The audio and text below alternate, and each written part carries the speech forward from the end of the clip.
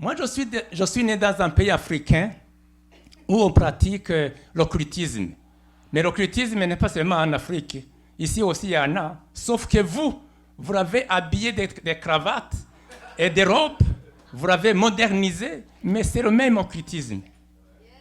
Alors, chez nous, dans notre pays, l'occultisme, c'est on le pratique pour protéger les familles, se protéger et protéger aussi le bétail. Alléluia. Amen. Donc moi, dans ma famille, mon père est l'aîné de la famille. Dans notre tradition, l'occultisme, les pratiques occultes sont léguées à l'aîné de la famille. Et mon père, c'est l'aîné de la famille. Mais comme mon père est un peu évolué, parce qu'il travaillait depuis son jeune âge à la capitale, donc il a refusé ces pratiques. Mais son refus n'était pas assez pour nous protéger, nous. C'est pourquoi ça nous a beaucoup affectés. Moi, personnellement, ça m'a beaucoup affecté dans plusieurs affaires, dans plusieurs choses. Mais je suis désolé, je ne vais pas vous le dire parce qu'il a pris beaucoup de choses dont je suis été délivré. C'est personnel.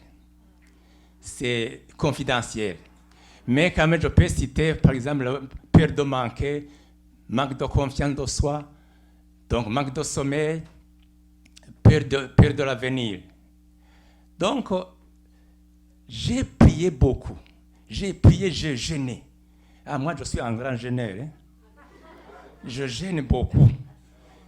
Je jeûne beaucoup plus que les Indiens. Parce que vous savez que le pays l'Inde, c'est le pays qui jeûne pendant 365 jours.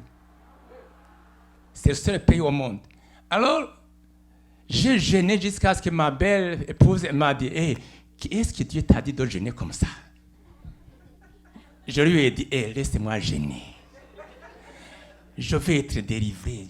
Ma famille va être délivrée aussi. Laisse-moi jeûner. Mes enfants aussi, si tout ça, Déborah est à la mode, elles me disent, hey, papa, tu vas mourir, hein? Tu jeûnes beaucoup là. Non, laisse-moi. Alors j'ai prié, mais rien n'allait. Jusqu'à ce que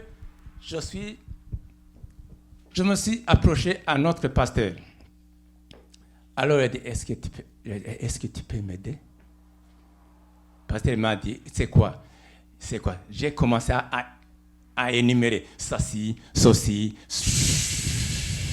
C'est tout un livre. Tout un livre. Alors il m'a donné un formulaire, j'ai signé le formulaire, et puis on a cédulé un temps dans cette église. Elle m'a appelé, nous avons prié ici. Elle a été assistée par Sarah, la Canado-Nouvelle-Calédonienne. Alors on a prié pour moi, vraiment.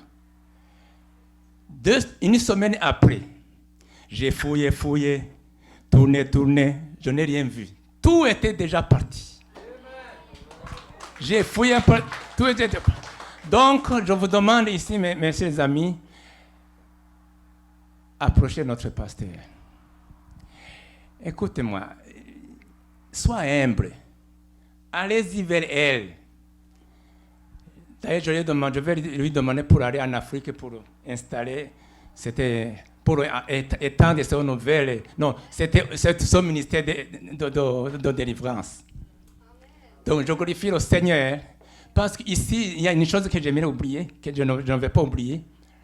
Quand je vois ici dans cette église, il y a beaucoup prier, c'est beau. Prier, c'est bon. Quand on appelle les gens pour prier pour les gens ici, il y a des gens qui viennent ici, tous les jours compris pour elle. Hey, j'ai prié, j'ai jeûné, ça n'a pas marché. Ça demande le processus de délivrance. C'est pas normal que quand on appelle pour prier, tu viens toujours ici pour qu'on prie pour toi. Il y a quelque chose qui manque. Viens ici pour demander la délivrance. Ça demande la délivrance si tu es libéré. Et comme ça, tu vas prier toi seul dans la maison. Développons. Donc, tu vas développer une prière personnelle dans la maison au lieu de dépendre de la prière du pasteur. Parce qu'elle aussi, elle a ses chats fouettés.